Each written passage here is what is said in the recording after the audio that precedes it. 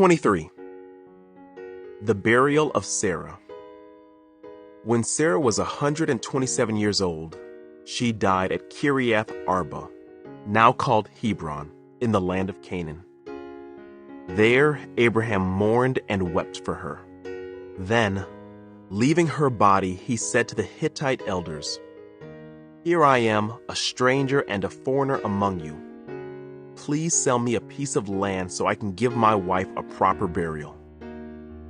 The Hittites replied to Abraham, "Listen, my lord, you are an honored prince among us. Choose the finest of our tombs and bury her there. No one here will refuse to help you in this way."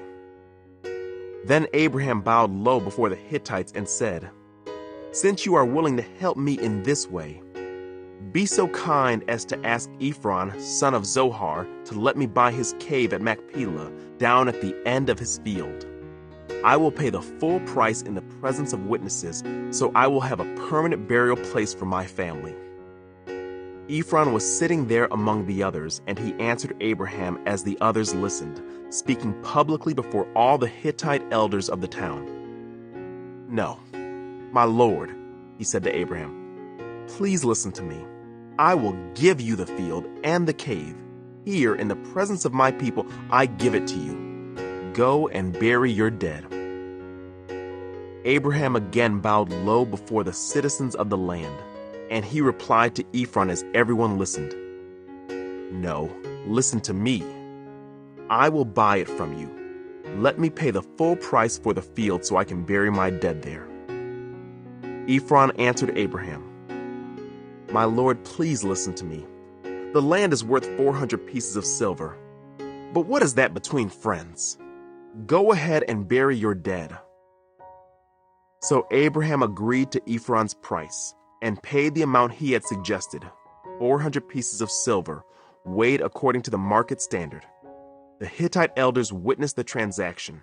So Abraham bought the plot of land belonging to Ephron at Machpelah near Mamre.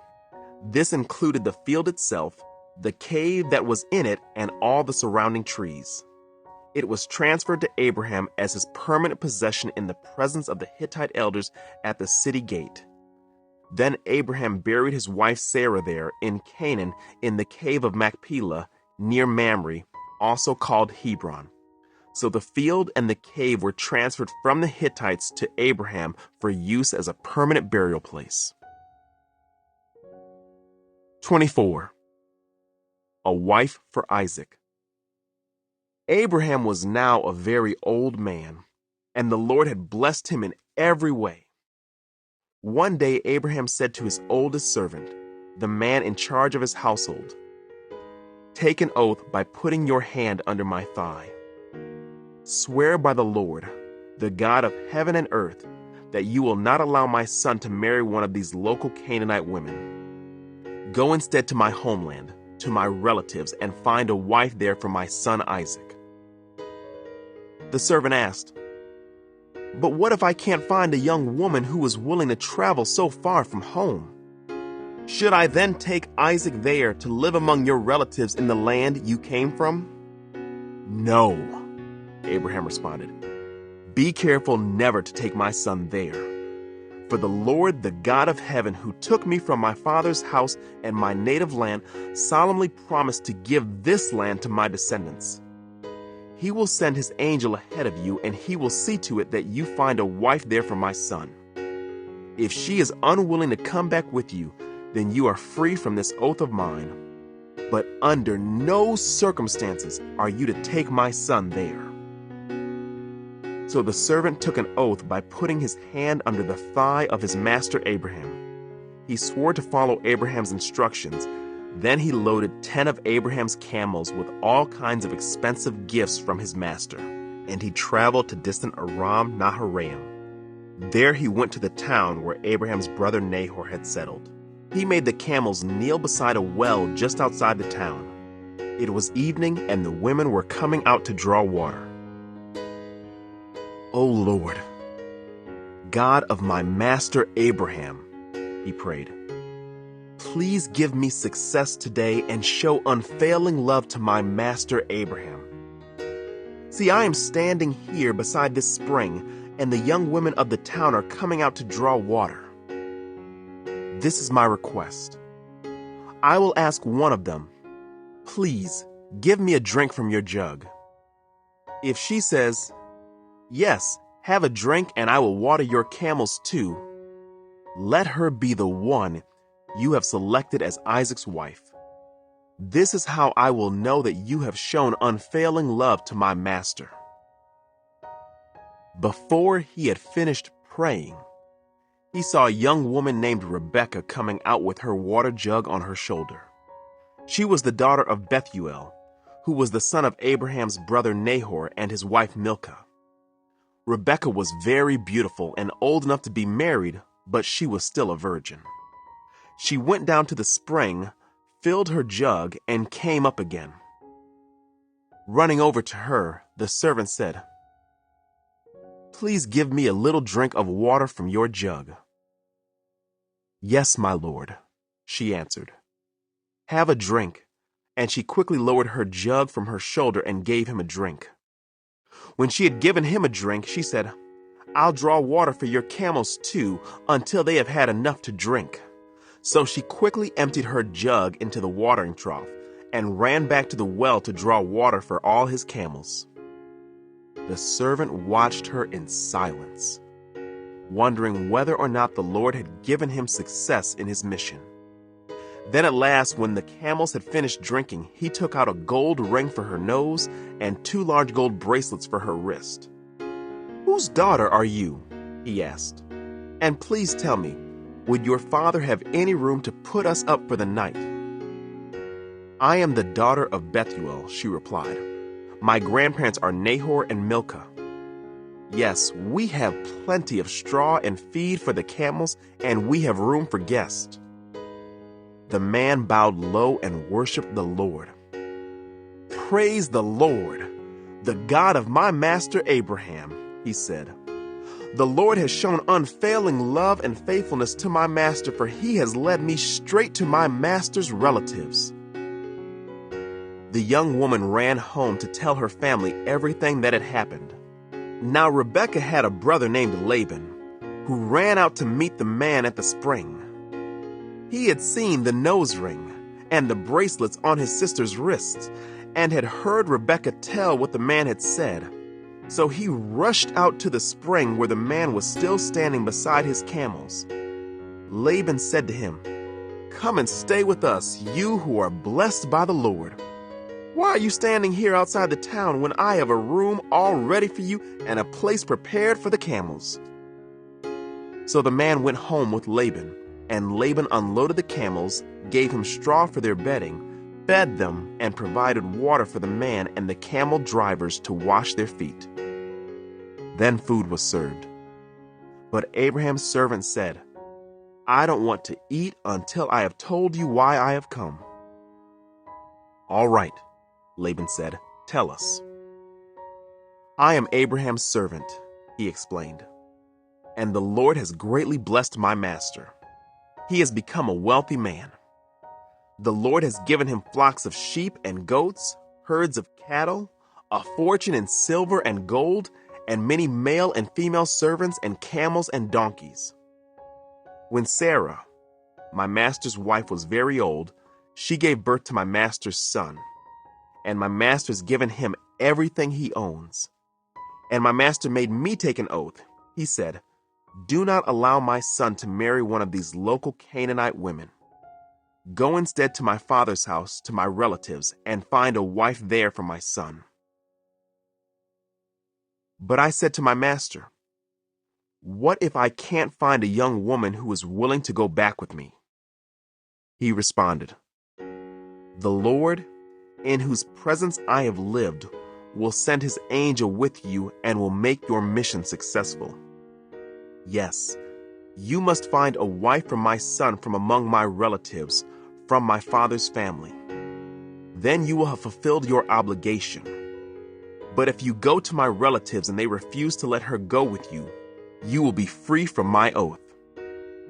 So today, when I came to the spring, I prayed this prayer: 'O Lord, God of my master Abraham, please give me success on this mission.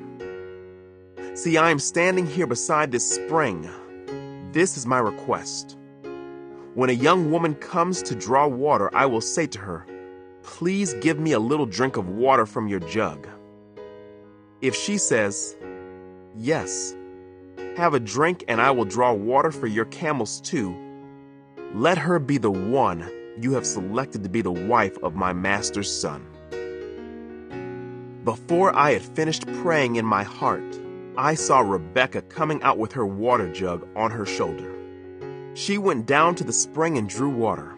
So I said to her, please give me a drink. She quickly lowered her jug from her shoulder and said, yes, have a drink, and I will water your camels too. So I drank, and then she watered the camels.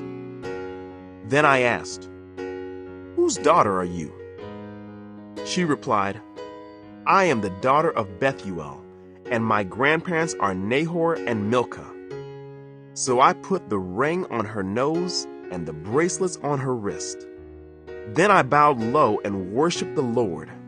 I praised the Lord, the God of my master Abraham, because he had led me straight to my master's niece to be his son's wife. So tell me, will you or won't you show unfailing love and faithfulness to my master? Please tell me yes or no, and then I'll know what to do next.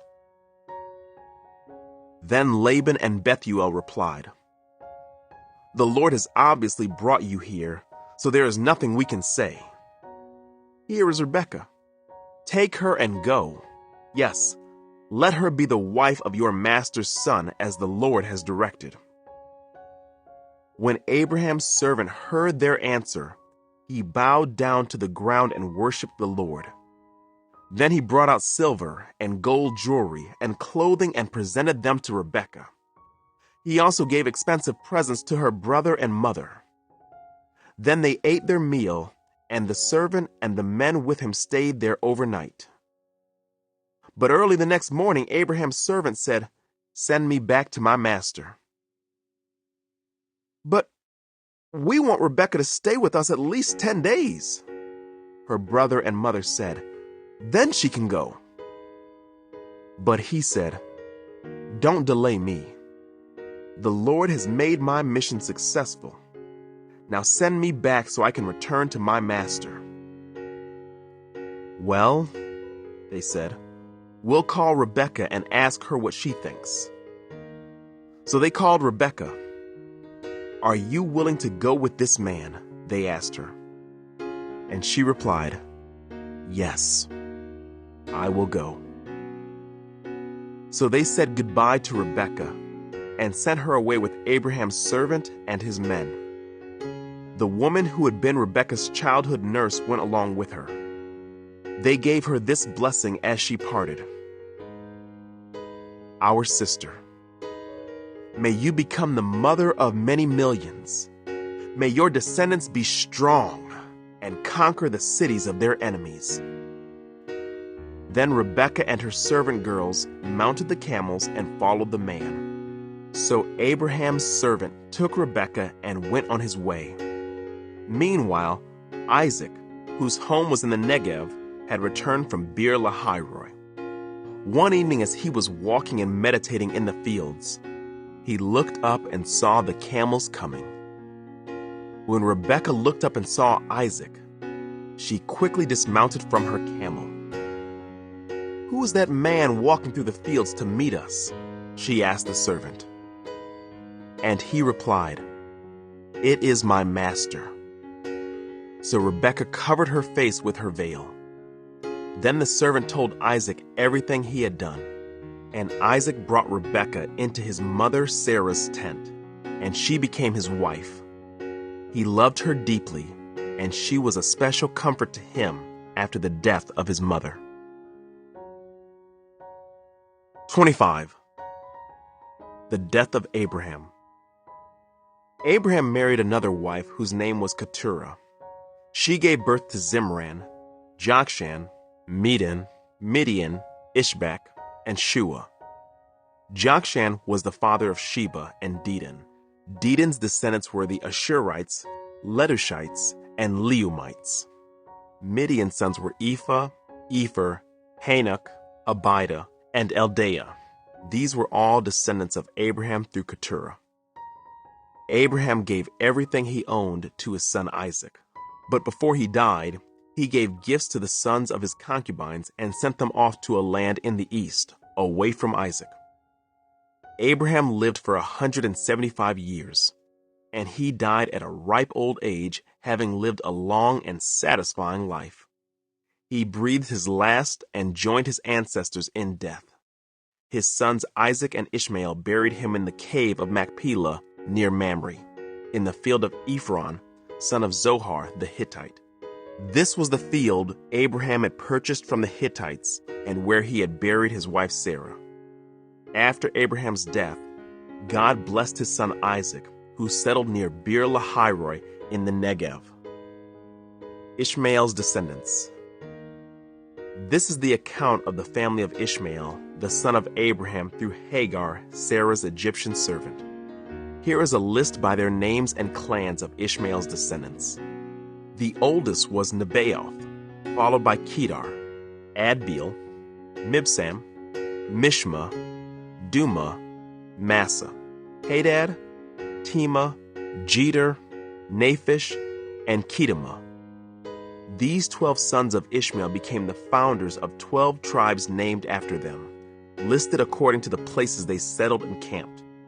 Ishmael lived for 137 years. Then he breathed his last and joined his ancestors in death. Ishmael's descendants occupied the region from Havilah to Shur, which is east of Egypt in the direction of Ashur. There they lived in open hostility toward all their relatives. The births of Esau and Jacob. This is the account of the family of Isaac, the son of Abraham. When Isaac was 40 years old, he married Rebekah, the daughter of Bethuel the Aramean from Paddan Aram, and the sister of Laban the Aramean. Isaac pleaded with the Lord on behalf of his wife because she was unable to have children. The Lord answered Isaac's prayer, and Rebekah became pregnant with twins. But the two children struggled with each other in her womb, so she went to ask the Lord about it. "Why is this happening to me?" she asked. And the Lord told her, "The sons in your womb will become two nations. From the very beginning, the two nations will be rivals. One nation will be stronger than the other, and your older son will serve your younger son." And when the time came to give birth, Rebekah discovered that she did indeed have twins. The first one was very red at birth and covered with thick hair like a fur coat. So they named him Esau. Then the other twin was born with his hand grasping Esau's heel. So they named him Jacob.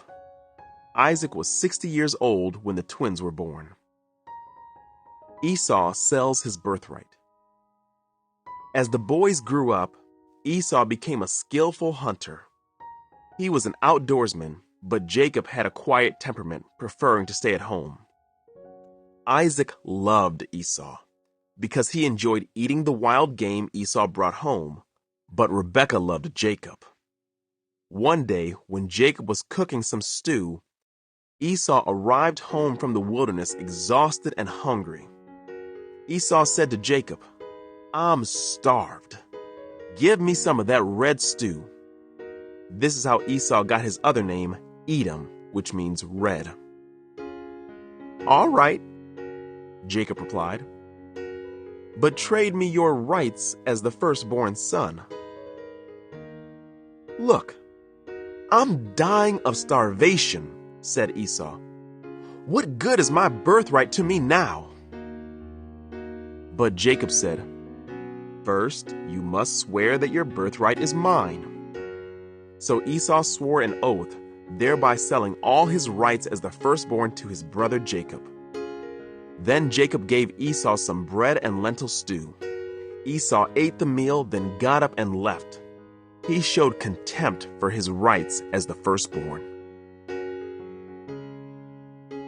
26. Isaac deceives Abimelech. A severe famine now struck the land as had happened before in Abraham's time. So Isaac moved to Gerar, where Abimelech, king of the Philistines, lived. The Lord appeared to Isaac and said, "Do not go down to Egypt, but do as I tell you. Live here as a foreigner in this land, and I will be with you and bless you. I hereby confirm that I will give all these lands to you and your descendants, just as I solemnly promised Abraham your father. I will cause your descendants to become as numerous as the stars of the sky, and I will give them all these lands. And through your descendants, all the nations of the earth will be blessed. I will do this because Abraham listened to me and obeyed all my requirements, commands, decrees, and instructions." So Isaac stayed in Gerar. When the men who lived there asked Isaac about his wife Rebekah, he said, "She is my sister." He was afraid to say, "She is my wife." He thought, "They will kill me to get her because she is so beautiful." But sometime later, Abimelech, king of the Philistines, looked out his window and saw Isaac caressing Rebekah. Immediately, Abimelech called for Isaac and exclaimed, "She is obviously your wife. Why did you say she is my sister?" "Because I was afraid someone would kill me to get her from me," Isaac replied. "How could you do this to us?" Abimelech exclaimed. "One of my people might easily have taken your wife and slept with her, and you would have made us guilty of great sin." Then Abimelech issued a public proclamation. "Anyone who touches this man or his wife will be put to death." Conflict over water rights. When Isaac planted his crops that year, he harvested 100 times more grain than he planted, for the Lord blessed him. He became a very rich man, and his wealth continued to grow. He acquired so many flocks of sheep and goats, herds of cattle and servants that the Philistines became jealous of him. So the Philistines filled up all of Isaac's wells with dirt. These were the wells that had been dug by the servants of his father Abraham. Finally, Abimelech ordered Isaac to leave the country. "Go somewhere else," he said, "for you have become too powerful for us." So Isaac moved away to the Gerar Valley, where he set up their tents and settled down. He reopened the wells his father had dug, which the Philistines had filled in after Abraham's death. Isaac also restored the names Abraham had given them. Isaac's servants also dug in the Gerar Valley and discovered a well of fresh water. But then the shepherds from Gerar came and claimed the spring. "This is our water," they said, and they argued over it with Isaac's herdsmen. So Isaac named the well Esek, which means argument. Isaac's men then dug another well, but again, there was a dispute over it. So Isaac named it Sitnah, which means hostility. Abandoning that one, Isaac moved on and dug another well. This time there was no dispute over it, so Isaac named the place Rehoboth, which means open space. For he said, "At last, the Lord has created enough space for us to prosper in this land." From there, Isaac moved to Beersheba, where the Lord appeared to him on the night of his arrival. "I am the God of your father Abraham," he said. "Do not be afraid, for I am with you and will bless you. I will multiply your descendants, and they will become a great nation. I will do this because of my promise to Abraham my servant." Then Isaac built an altar there and worshiped the Lord. He set up his camp at that place, and his servants dug another well. Isaac's covenant with Abimelech. One day King Abimelech came from Gerar with his advisor Ahuzzath and also Phicol, his army commander. "Why have you come here?" Isaac asked. "You obviously hate me since you kicked me off your land." They replied, "We can plainly see that the Lord is with you, so we want to enter into a sworn treaty with you. Let's make a covenant. Swear that you will not harm us, just as we have never troubled you. We have always treated you well, and we sent you away from us in peace. and now look how the Lord has blessed you." So Isaac prepared a covenant feast to celebrate the treaty, and they ate and drank together. Early the next morning, they each took a solemn oath not to interfere with each other. Then Isaac sent them home again, and they left him in peace. That very day, Isaac's servants came and told him about a new well they had dug. "We found water," they exclaimed. So Isaac named the well Sheba, which means oath. And to this day, the town that grew up there is called Beersheba, which means well of the oath. At the age of 40, Esau married 2 Hittite wives, Judith, the daughter of Beeri, and Basemath, the daughter of Elon. But Esau's wives made life miserable for Isaac and Rebekah. 27. Jacob steals Esau's blessing. One day when Isaac was old and turning blind, he called for Esau, his older son, and said, "My son?" "Yes, father," Esau replied. "I am an old man now," Isaac said, "and I don't know when I may die. Take your bow and a quiver full of arrows and go out into the open country to hunt some wild game for me. Prepare my favorite dish and bring it here for me to eat. Then I will pronounce the blessing that belongs to you, my firstborn son, before I die." But Rebekah overheard what Isaac had said to his son Esau. So when Esau left to hunt for the wild game, she said to her son Jacob, "Listen, I overheard your father say to Esau, 'Bring me some wild game and prepare me a delicious meal. Then I will bless you in the Lord's presence before I die.' Now, my son, listen to me. Do exactly as I tell you. Go out to the flocks and bring me 2 fine young goats. I'll use them to prepare your father's favorite dish. Then take the food to your father so he can eat it and bless you before he dies." "But look," Jacob replied to Rebekah, "my brother Esau is a hairy man and my skin is smooth. What if my father touches me? He'll see that I'm trying to trick him, and then he'll curse me instead of blessing me." But his mother replied, "Then let the curse fall on me, my son. Just do what I tell you. Go out and get the goats for me." So Jacob went out and got the young goats for his mother. Rebekah took them and prepared a delicious meal, just the way Isaac liked it. Then she took Esau's favorite clothes, which were there in the house, and gave them to her younger son Jacob. She covered his arms and the smooth part of his neck with the skin of the young goats. Then she gave Jacob the delicious meal, including freshly baked bread. So Jacob took the food to his father. "My father?" he said. "Yes, my son," Isaac answered. "Who are you, Esau or Jacob?" Jacob replied, "It's Esau, your firstborn son. I've done as you told me. Here is the wild game. Now sit up and eat it so you can give me your blessing." Isaac asked, "How did you find it so quickly, my son?"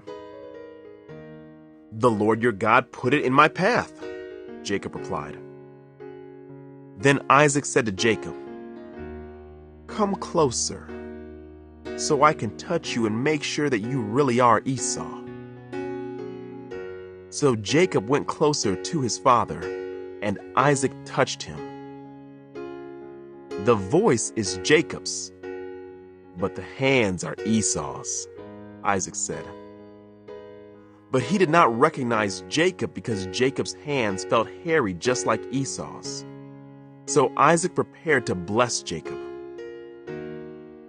"But are you really my son Esau?"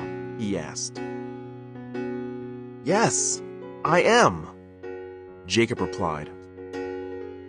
Then Isaac said, "Now, my son, bring me the wild game. Let me eat it, and then I will give you my blessing." So Jacob took the food to his father, and Isaac ate it. He also drank the wine that Jacob served him.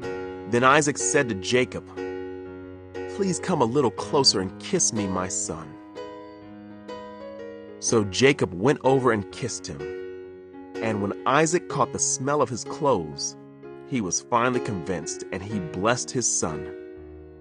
He said, "Ah, the smell of my son is like the smell of the outdoors which the Lord has blessed. From the dew of heaven and the richness of the earth, may God always give you abundant harvest of grain and bountiful new wine. May many nations become your servants, and may they bow down to you. May you be the master over your brothers, and may your mother's sons bow down to you. All who curse you will be cursed, and all who bless you will be blessed." As soon as Isaac had finished blessing Jacob, and almost before Jacob had left his father, Esau returned from his hunt. Esau prepared a delicious meal and brought it to his father. Then he said, "Sit up, my father, and eat my wild game so you can give me your blessing." But Isaac asked him, "Who are you?" Esau replied, "It's your son, your firstborn son, Esau."